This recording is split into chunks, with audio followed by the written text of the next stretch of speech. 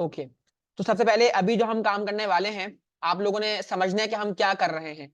अगर ये बात क्लियर हो जाएगी कि हम क्या कर रहे हैं, तो बहुत समझने में भी आसानी होगी।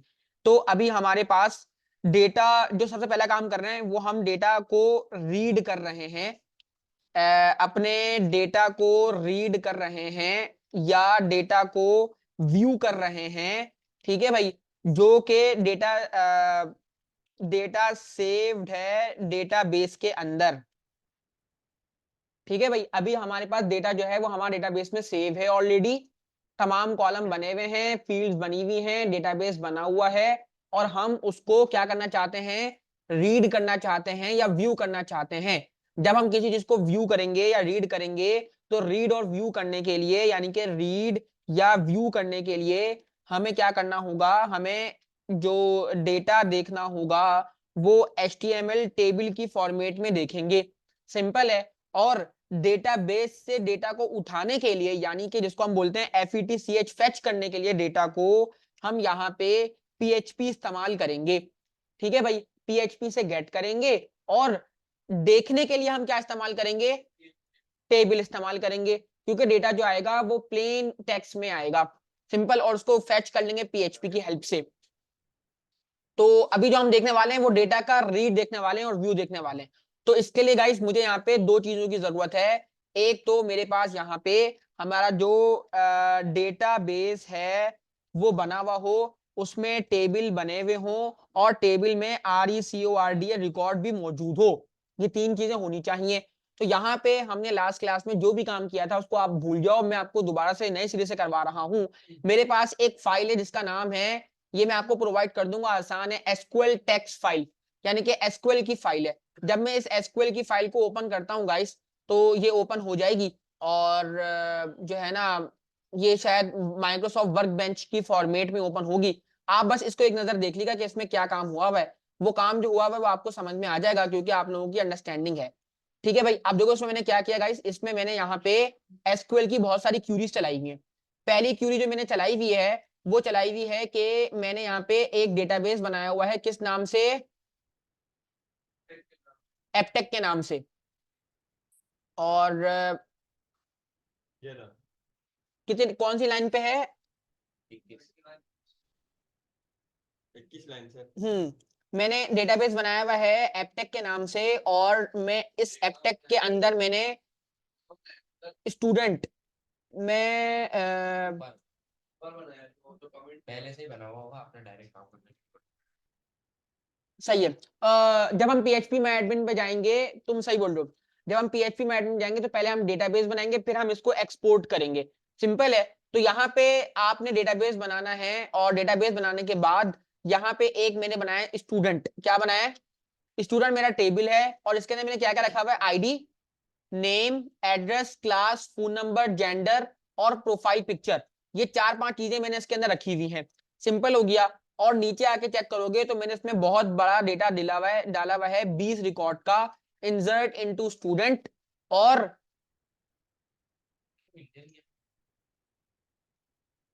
ID, name, address, class, phone, और यहाँ पे मैंने 1 से लेके 20 तक का रिकॉर्ड ऐड किया हुआ है। सिंपल। और यहाँ पे इनम जो है वो हमारे पास ऑप्शन लेता है, यानी कि मेल, फीमेल या अदर। सिंपल है। और ये इनका इनका अपना DB है, मतलब ना, ये जब SQL की फाइल आप डाउनलोड करते हो ना, तो ये एक्स्ट्राज आपको प्रोवाइड करते हैं। ये मैंने जो फाइल डाउनलोड की है ना, ये PHP माय एडमिन अपने कंप्यूटर से की है, तो आप लोगों ने टेंशन नहीं लेनी। यानी कि आपका ये पूरा SQL की फाइल है, जिसमें आपने डेटाबेस, टेबल, और आप में टेबल में डेटा इंसर्ट हुआ हुआ है। आपने इसको देखना भी नहीं है, आपको समझ में आता है। सबसे पहला काम आप लोगों ने क्या करना है, बगैर सोचे समझे आपने पहले अपना VS कोड ओपन कर लिया। फिर आप यहाँ पे आए, और आपने आने के बाद अपना लोकल होस्ट ओपन किया। यानी कि लोकल होस्ट से मुराद ये है कि आपने अपना PHP माय एडमिन ओपन किया। आपने PHP माय एडमिन ओपन किया, तो आपके पास ये PHP माय एडमिन ओपन हो जाएगा। और इसमें आपने सबसे पहला काम क्या करना है, आपने देखा कि आपका जो डेटाबेस का नाम था वो एपटेक था। ठीक है भाई, तो आपने पहले सर्च करना है कि एपटेक मौजूद तो नहीं है। एपटेक DB नेम है, एपटेक मौजूद नहीं है।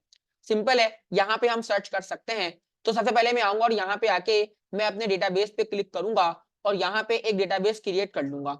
तो यहाँ पे मुझे डेटाबेस क्रिएट करना है। यहाँ पे ऑलरेडी पता नहीं किसी का नाम लिखा हुआ है, तो मैंने यहाँ पे एपटेक के नाम से APTECH एपटेक के नाम से डेटाबेस क्रिएट कर लिया। और डेटाबेस को क्रिएट करने के बाद मैं यहाँ पे आऊंगा इंपोर्ट पे, और इंपोर्ट का मतलब ये है कि मैं कोई भी डेटाबेस जिसका नाम एपटेक है उसमें कोई भी टेबल इंपोर्ट कर सकता हूँ या एसक्यूएल की फाइल। तो फिर यहाँ पे आके मैं चूज फाइल पे क्लिक करूंगा। फाइल का फॉर्मेट जो है वो .SQL लाजमी होना चाहिए। मैंने यहाँ पे आके चूज फाइल किया और यहाँ पे आके मैं अपने फोल्डर में जाऊंगा। मेरा फोल्डर कहाँ गया, डेस्कटॉप पे नहीं, सी जैम htdocs अल्लाहू अकबर 06C प्रोजेक्ट थ्री aptech.sql, इसी का ना आपने भी सेलेक्ट कर लेना है। सिंपल है, मैंने यहाँ पे aptech.sql को सेलेक्ट कर लिया, ये यहाँ पे मौजूद है। मैं फटाफट यहाँ पे आके इंपोर्ट पे क्लिक कर दूंगा, तो यहाँ पे अब तमाम क्यूरीज आपकी चल जाएंगी। जब आपकी तमाम क्यूरीज चल जाती हैं गाइस, तो यहाँ पे आपके पास ये तमाम ऑप्शन आ जाते हैं ग्रीन कलर के। इसका मतलब है कि आप सही हो गया। अब जब मैं डेटाबेस पे क्लिक करूंगा तो उसके अंदर बाय डिफॉल्ट टेबल बन जाएगा, किसका, स्टूडेंट का। और जब मैं स्टूडेंट पे क्लिक करूंगा तो यहाँ पे हमारे पास क्या होगा कि आपके पास रिकॉर्ड आ जाएगा। अब जरा रिकॉर्ड को गौर से देखिएगा, आपने घबराना नहीं है कि यहाँ पे 1 से लेके 20 तक के स्टूडेंट हैं, उनका एड्रेस है, क्लास है, फोन है, जेंडर है, और क्या है, प्रोफाइल पिक्चर। प्रोफाइल पिक्चर जो है वो abdul.jfif, 2.jfif, 3.jfif, 4.jfif, ये तमाम इमेजेस आपकी मौजूद हैं। और इसके लिए मैंने यहाँ पे क्या किया है, ऑलरेडी इमेजेस के फोल्डर में यहाँ पे तमाम इमेजेस रखी हुई हैं। सही है भाई। तमाम का जो आपको एक्सटेंशन नजर आ रही है वो 1.jfif, 2.jfif, 3.jfif, 4.jfif, और कुछ मैंने यहाँ पे डिलीट, अपडेट और व्यू के क्या रखे हुए, आइकन रखे हुए हैं। ठीक है भाई। ये मैं आपको प्रोवाइड कर दूंगा इसमें, क्योंकि ना हमें बार बार इमेजेस और एसक्यूएल की फाइल ना बनानी पड़े, तो ये रिकॉर्ड हम एज ए सैंपल के तौर पे यूज करेंगे। यहां तक सबको क्लियर हो गया कि आपने सिर्फ इसको अपलोड करवाना है। अब आपका डेटाबेस बन चुका है, अब आपको इसमें दोबारा जाने की जरूरत नहीं है। बस अब ये वाला पूरा डेटा हम चाहते हैं कि हम अपने यहाँ पे फैच करें, यानी कि प्रोजेक्ट 3 पे आ गए और इस पे आके अब हमने यहाँ पे कोई भी फाइल नहीं बनी हुई। अब हम दोबारा से यहाँ पे एक फाइल बनाएंगे और उसको VS कोड में ओपन करेंगे, राइट क्लिक करके ओपन विद VS कोड। और यहाँ पे आके मैं प्रीवियस वर्क को यहाँ पे हटा देता हूँ, और यहाँ पे आके मैंने एक फाइल क्रिएट की index.php के नाम से। सिंपल है। और अब मैं यहाँ पे आके एक अदद बॉयलर प्लेट लगाऊंगा, जरा गौर से देखिएगा सब। मैंने यहाँ पे आके अपना बूट स्ट्रैप का बॉयलर प्लेट लगाया। जो समझ रहे हो उसको अच्छे से ना समझना, बाकी जो प्रीवियस हो गया, मैं इसको दोबारा समझा दूंगा। अच्छा भाई, अब हमने करना क्या है, अब हमने ये करना है कि मुझे अपना डेटा व्यू करना है। और व्यू करने के लिए मेरे पास दो चीजें हैं, एक तो PHP से कनेक्टिविटी करवाना, और दूसरा HTML में टेबल बना के उसको शो करवाना। सिंपल है। तो इसके लिए मुझे यहाँ पे क्या करना पड़ता है, पहले मैं अपनी कनेक्टिविटी करवाता हूँ। गाइस, कनेक्टिविटी के लिए जो वो 4 लाइनें आप याद कर लोगे ना, तो जिंदगी भर वो 4 लाइनें ही आपको कनेक्टिविटी के लिए लिखनी है। जब भी आपको अपने PHP को MySQL के साथ कनेक्ट करना है, तो वही 4 लाइनें हैं जो आपको लिखनी है। अगर आप याद कर लो तो भी कोई इसमें बुरी बात नहीं है, कोई आपको बुरा नहीं बोलेगा। सिंपल है। तो क्या है वो 4 लाइनें, वो 4 लाइनें हैं, पहला डॉलर कनेक्शन के साथ आपने कनेक्शन बिल्ड करना होता है। तो यहाँ पे मैं आके एक वेरिएबल बना लेता हूँ कनेक्ट के नाम से। सिंपल है, आप लोग समझते रहो, अगर नहीं समझ आ रहा तो लिखते भी रहो। फिर आप यहाँ पे लिखते हो क्या कहते हैं, माई एसक्यूएल कनेक्ट। गाइस, ये जो कनेक्ट है ना, माई एसक्यूएल कनेक्ट, ये आपको PHP प्रोवाइड कर रहा है, जो आपको कनेक्शन बिल्ड करके देगा आपके डेटाबेस के साथ। और ये आपकी 4 चीजें ले रहा होता है। एक ले रहा होता है LOCAL लोकल होस्ट, आपका सर्वर लोकल होस्ट है। सिंपल है। ठीक है भाई। उसके बाद आपका यूजर नेम ले रहा होता है, यूजर नेम आपका बाय डिफॉल्ट रूट है। ठीक है भाई। उसके बाद आपका पासवर्ड लेता है, वो नन है। और आखिरी आपका लेता है डेटाबेस। डेटाबेस हमने बनाया एपटेक के नाम से। सिंपल है। इतना काम करने के बाद आप अगली लाइन पे आ जाते हो, और अगली लाइन पे आने के बाद आप यहाँ पे लिखते हो एसक्यूएल क्यूरी। क्या लिखते हो भाई, आपको अभी यहाँ पे क्यूरी क्या चलानी है। तो मैंने बोला भाई मुझे तो भाई अपना डेटा व्यू करना है, मुझे अपना डेटा व्यू करना है। तो व्यू करने के लिए हमारे पास, हम यहाँ पे क्या कहते हैं, CALL रिकॉर्ड्स। तो जब मुझे ये करना है तो मैं क्या करूंगा, मैं यहाँ पे आके वही वाली कमांड चलाऊंगा जो कि बेसिक कमांड है, सेलेक्ट ऑल फ्रॉम टेबल का नाम। टेबल का नाम क्या था? STUDENT। अगर मसला है तो हम यहाँ पे एक दफा चेक कर लेते हैं। तो यहाँ पे हमारे पास टेबल का नाम है स्टूडेंट्स, यानी कि SB लगा हुआ है, तो यहाँ पे हम S लगा देंगे। अच्छा भाई अच्छा, तीसरी चीज क्या होती है गाइस? तीसरी चीज होती है कि आपने जब कनेक्शन बिल्ड कर लिया, क्यूरी चला ली, तो यहाँ पे हमारे पास आपका रिजल्ट आएगा। किस किस क्या आएगा? रिजल्ट। अब रिजल्ट जो है वो आपका जब आएगा कि जब आप क्यूरी रन करोगे, तो उसके लिए आपको यहाँ पे दिया हुआ है MySQLi, और यहाँ पे क्या लगाते हो आप? Query, MySQLi query. और क्यूरी से मुराद ये है कि क्यूरी जो है वो दो चीजें लेता है। जब भी आप क्यूरी चलाना चाहते हो तो पहले आपका कनेक्शन बिल्ड होना चाहिए, और दूसरी बात आप क्यूरी भी तो लिखोगे ना, तो आपकी जो है ना वो एसक्यूएल क्यूरी होनी चाहिए। तो आपका जो रिजल्ट आएगा वो रिजल्ट में आके क्या हो जाएगा? सेव हो जाएगा। यानी कि क्यूरी जो है वो दो पैरामीटर लेगी, एक आपका कनेक्शन और एक आपकी एसक्यूएल की क्यूरी। ठीक है। और इतना काम करने के बाद अब आपने अगला काम करना होता है, आपका कनेक्शन बिल्ड हो गया, आपका रिजल्ट आ जाएगा। अगर आप सेव करा लो, सेव करा के आप फिर भी इसको एक दफा रन पे चेक करो, तो हमें अपने फोल्डर बनाना पड़ेगा 06C, और हम यहाँ पे आ गए प्रोजेक्ट 3 पे। तो अभी आपको कोई एरर नजर नहीं आ रहा। अगर मैं आपको दिखाऊं कि भाई यहाँ पे क्या मामला चल रहे हैं और हम इसको चेक करें, जैसे मैंने यहाँ पे आके MySQL क्यूरी लिख दिया, तो यहाँ पे आपको फौरन एक एरर नजर आ जाएगा कि यहाँ पे जब तक कोई एरर नहीं आ रहा तो नहीं आ रहा। तो ये एक बाय डिफॉल्ट मेथड है जो आपको इसी तरह कॉल करवाना है। इतना काम करने के बाद अब मैं चाहता हूं कि मुझे मेरा रिकॉर्ड नजर आए, और जितने भी नंबर ऑफ लाइंस हैं वो मुझे नजर आए। और तो यहाँ पे मुझे एक छोटा सा काम करना होता है कि मुझे अपनी तमाम नंबर ऑफ लाइंस को गेट करना होता है, और उन पे छोटी सी कंडीशन लगानी होती है। और वो कंडीशन ये बताती है हमें कि भाई आपकी कितनी नंबर ऑफ लाइंस है। तो मैं यहाँ पे आके इफ की कंडीशन लगाता हूँ, मेरे पास अभी 20 है नंबर ऑफ लाइंस। ठीक है। तो मैं यहाँ पे आके इफ की कंडीशन लगाता हूँ, उसको बोलता हूँ कि भाई देखो MySQLi नमरोज, जो आप बोलोगे वही मेथड का नाम है। ठीक है। अब नंबर ऑफ रोज 20 की 20 किस में आ रही होंगी? रिजल्ट में। क्योंकि रिजल्ट में आपने क्या चलाया था? Select all from student. तो उसने तमाम चीजों को सेलेक्ट करके तमाम 20 का 20 रिकॉर्ड किस में मौजूद होगा? रिजल्ट में। तो यहां पे आके आपने अपनी क्यूरी रन करनी है, और इसको एक पैरामीटर देना है रेस वाला, और बोलना है कि भाई अगर तुम 0 से ज्यादा हो, जाहिर सी बात है अभी हमारी कंडीशन में रिजल्ट जो है वो आपका 0 से ज्यादा है क्योंकि 20 रिकॉर्ड है। ठीक है। तो इस सूरत में मैं ये चाहता हूं कि इस सूरत में मेरा टेबल शो हो जाए, टेबल पे जो डेटा है वो व्यू कर लूं मैं। ठीक है। यानी कि अब कर्ली ब्रैकेट के अंदर आके हम वो काम करते थे जब हमारी कंडीशन ट्रू होती थी। यहां पे मुझे वो लगाना है टर्मिनेटर, तो आप टेंशन ना लेना। यहां पे मेरे पास क्या होता है? यहां पे मेरे पास वो कोड आता है जो कि मेरा सक्सेसफुल कोड होगा। सक्सेसफुल कोड का मतलब क्या था? कि जब ये कंडीशन क्या हो जाएगी? ट्रू हो जाएगी, तो ये वाला कोड चलेगा। तो इसके अंदर अब मुझे क्या करना है? मुझे अपना टेबल प्रिंट करवाना है। अब जाहिर सी बात है अभी तक तो मैं पीएचपी में हूं, मैं अभी किस में हूं? तो मैं यहाँ पे एचटीएमएल नहीं लिखूंगा।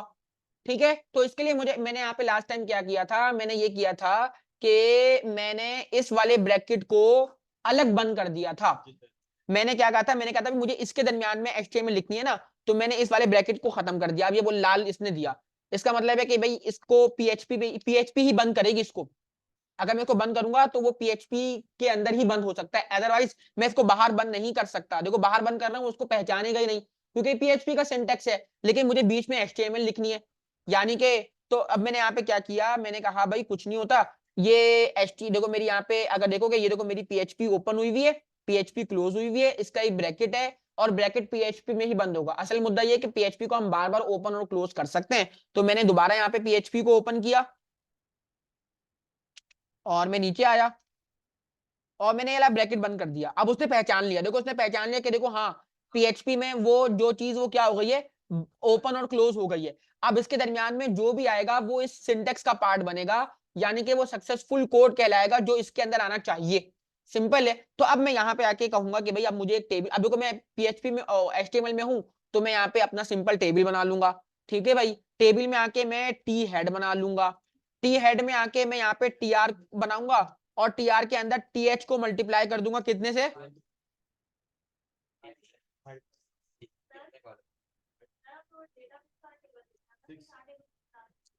दोबारा बोलिएगा। हाँ, तो हम उसी को देखना चाहते हैं। देखें मैंने हमने किसको देखना है? हमने स्टूडेंट को ही देखना है। टेबल किसका नाम है?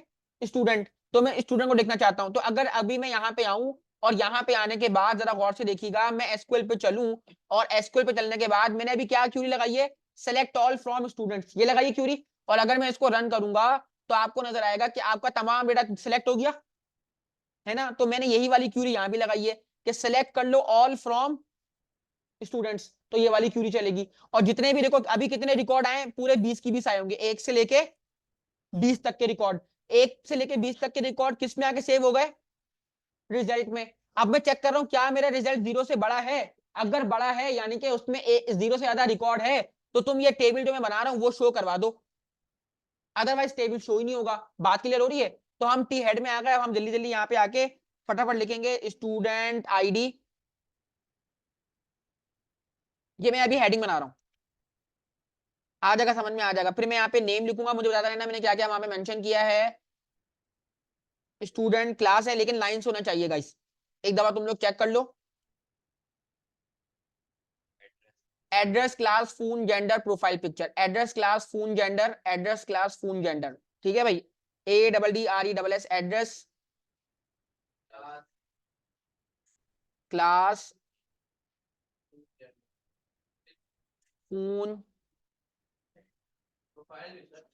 जेंडर, और एक और बनेगा जिसमें आएगी प्रोफाइल।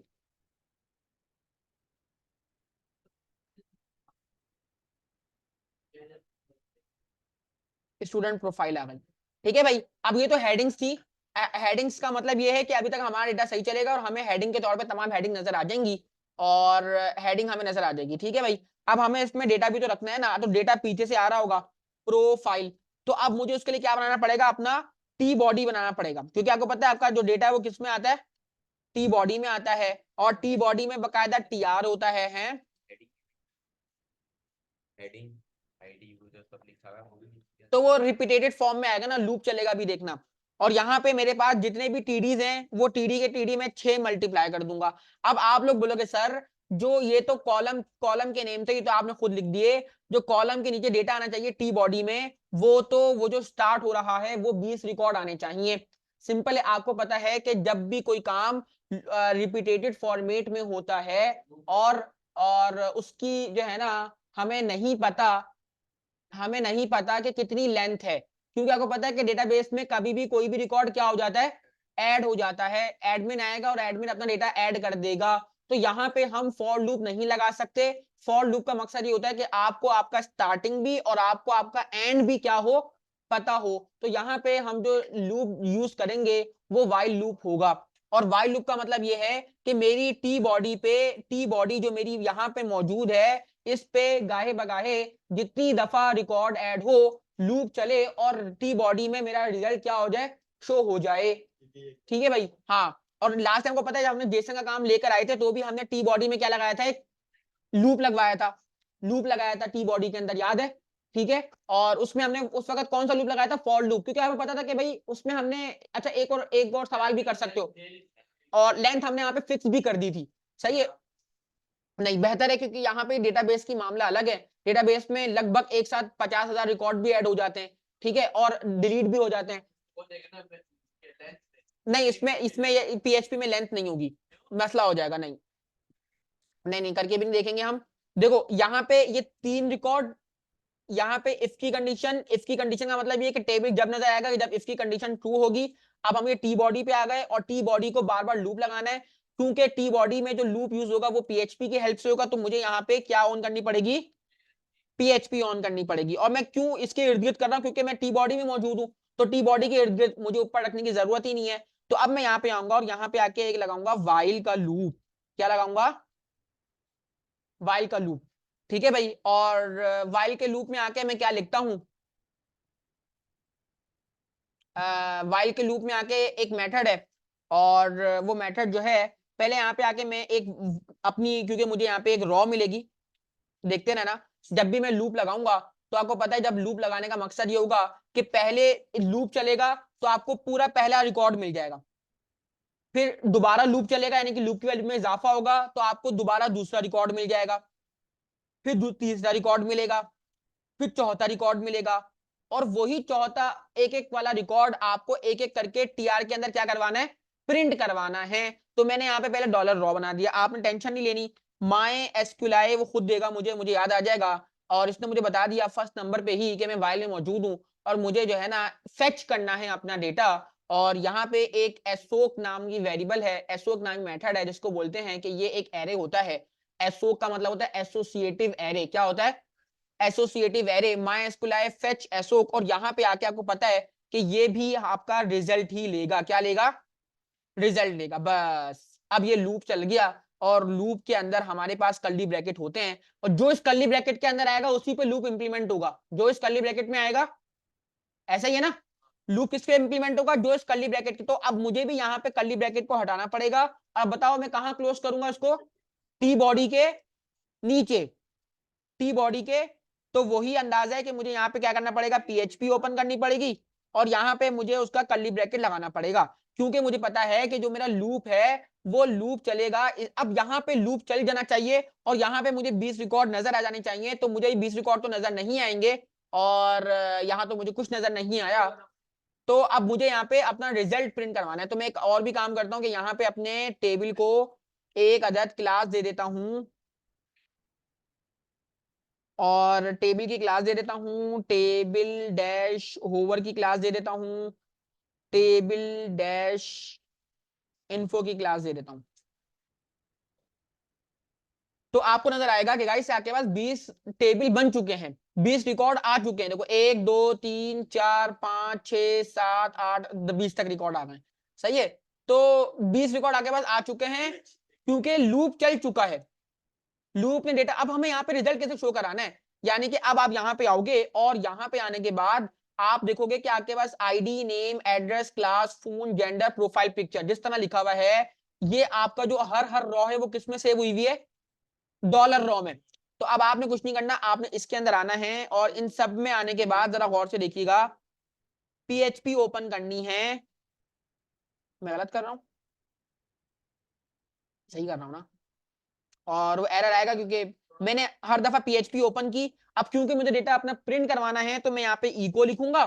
डॉलर में मेरा डॉलर रॉ में मेरा रिजल्ट आ रहा है तो मैं यहाँ पे लिखूंगा डॉलर रॉ। याद करना है हमने वही वाला काम करना है। और मैं यहाँ पे कर्ली ब्रैकेट के अंदर सिर्फ आके अपने नाम मेंशन कर दूंगा कि अगर मुझे आईडी चाहिए तो मुझे आईडी यहाँ पे लिख दूंगा। ठीक है भाई। आईडी के बाद मुझे यहाँ पे क्या चाहिए? अब आप ऊपर देखते रहो,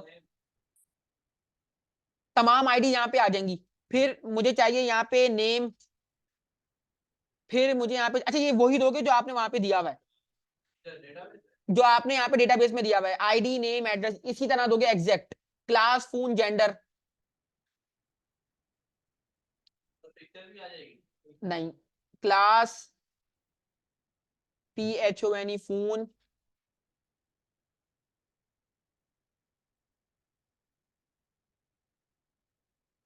GENDER जेंडर, और प्रोफाइल पिक्चर को भी हम देखते हैं। जब मैं यहाँ पे आऊंगा और रिफ्रेश करूंगा तो आप लोग देखोगे कि आपके पास तमाम रिकॉर्ड आ जाएगा, है ना? और ये लूप चल चुका था और तमाम रिकॉर्ड आपका आ गया है। पिक्चर अभी हमने लगाई नहीं है ना। 1 से लेकर 20 तक का रिकॉर्ड आपके सामने यहाँ पे आ गया है। सही है। और ये लूप की वजह से है। आप देखो ये पूरी एक रॉ जो है ना, देखो ये जो पूरी तुम्हें रॉ नजर आ रही है, ये रॉ जो है ये डॉलर रॉ में आई थी। बात क्लियर हो रही है? डॉलर रॉ में लूप चला और लूप जो है वो तमाम जो है ना रिजल्ट को एक रॉ में सेव कराएगा और वो रॉ बार बार रिपीट हो जाएगी। अगर मुझे इमेज लगानी है गाइस, तो आपको पता है अगर मैं यहाँ पे आके इमेज को रिप्रेजेंट करता हूं तो मुझे यहाँ पे इमेज का टैग लगाना पड़ेगा, क्योंकि अगर मैं यहाँ पे आके प्रोफाइल पिक्चर लिखता हूँ ना गाइस, क्योंकि वहां तो मैंने क्या दिया हुआ है, एक मैंने तो वहां पे पाथ दिया हुआ है। पाथ मैंने क्या दिया है वहां पे? देखो मैंने इमेज का यहाँ पे क्या दिया हुआ है?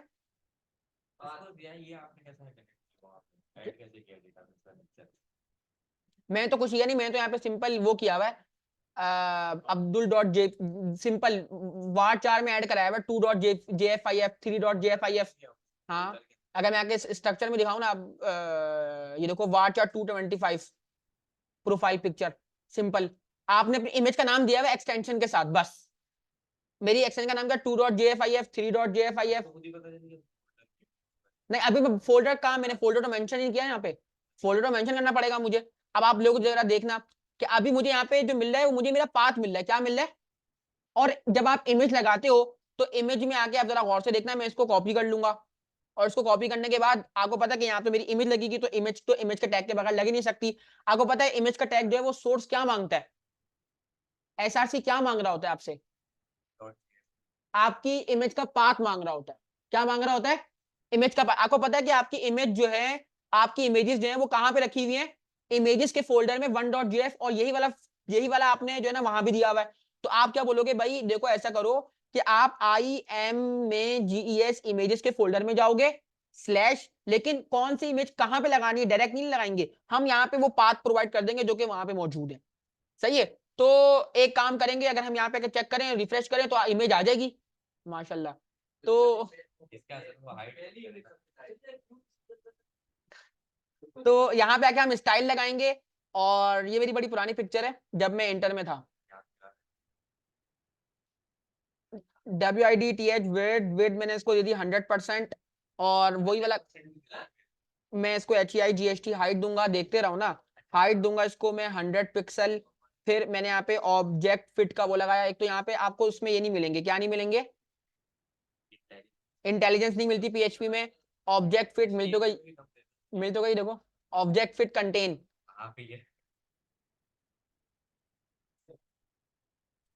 बहुत बेहतरीन रिकॉर्ड आ गया है हमारा। बटन भी लगाएंगे अपडेट, हाँ डिलीट का वही हम कर सकते हैं। 1 2 3, और जब आप नीचे आओगे तो आपको यहाँ पे आपका 20 तक का रिकॉर्ड मिल जाएगा, और ये काम हमारा सक्सेसफुल हो चुका है। और आप जब भी अपना रिकॉर्ड व्यू करना चाहोगे तो आप कुछ भी कर लो, आपको यही वाले पीस ऑफ कोड लगाना पड़ेगा गाइस, यही वाला। ये 3 लाइनें कनेक्शन बिल्ड करने के लिए, क्यूरी चलाने के लिए। अब आपकी क्यूरी जो भी होगी ना वो यहाँ पे लिख दोगे। अब मैं यहाँ पे बोलूँ ना मेरी क्यूरी, मैं क्यूरी अगर बोलूं, मैंने कहा मैं बोलूं यहाँ पे वेयर WHERE वेयर आईडी, जो मैंने यहाँ पे आईडी दी हुई है, आईडी इक्वल टू, और मैंने यहाँ पे आईडी की जगह कर दिया 1। मैंने कहा वेयर आईडी इक्वल टू 1, मैंने आईडी तो दी हुई यहाँ पे स्मॉल में दी हुई। एक दफा चेक कर लेते हैं, अगर एरर आएगा तो नजर आ जाएगा। तो यहाँ पे आपको क्यूरी चलेगी, और आपको कौन सा आईडी नजर आएगी, जिसकी आईडी 1 है। तो आपकी जो क्यूरी है ना वो यहाँ पे, लेकिन अभी देखो मैंने क्यूरी क्या चलाई हुई, अब यही वो क्यूरी हम SQL पे चला देते PHP में एडमिन पे, वही क्यूरी हम यहाँ पे चला रहे हैं। सही है। और इसके बाद क्या होगा, अगर आपका रिजल्ट आ भी रहा है कि नहीं आ रहा, ठीक है, अगर आपका रिजल्ट नहीं आएगा, वहां पर डेटाबेस खाली हो जाएगा, तो आपको ये टेबल नजर नहीं आएगा। सिंपल है। और एल्स अभी हम गए नहीं, ठीक है। और ये वाली क्यूरी नहीं गाइस, ये हमेशा आप लगाओगे लूप कंसीडर करने के लिए, आपका वाइल लूप है, ठीक है। और ये बहुत आसान है, इससे ज्यादा आसान नहीं हो सकता। आप प्रैक्टिस करोगे तो आपको समझ में आएगा। नेक्स्ट काम हम क्या करने वाले हैं, नेक्स्ट काम हम ये करेंगे, आप प्रैक्टिस करो खूब दबा के, अच्छी तरह समझो। फिर नेक्स्ट काम हम ये करेंगे कि अगर हमें कुछ सर्च करना हो, या सिंगल, यानी कि अगर मैं इस पे क्लिक करूं तो इसकी पर्टिकुलर प्रोडक्ट की पिक्चर खुल जाए, सिंगल प्रोडक्ट की, सिंगल स्टूडेंट की, तो उसके लिए हमें क्या करना होगा, तो अगला काम हम वो करेंगे। तो जब तक आप इसको प्रैक्टिस करें, और आज के लिए इतना ही, फिर नेक्स्ट क्लास में मुलाकात करेंगे।